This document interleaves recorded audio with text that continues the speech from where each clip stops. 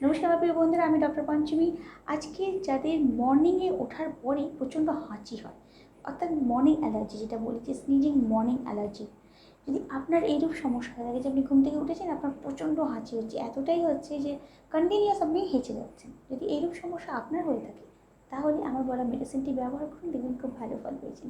এই মেডিসিনটির নাম হচ্ছে পোথস। এটি মাদার টিনচার রূপে নিতে হবে।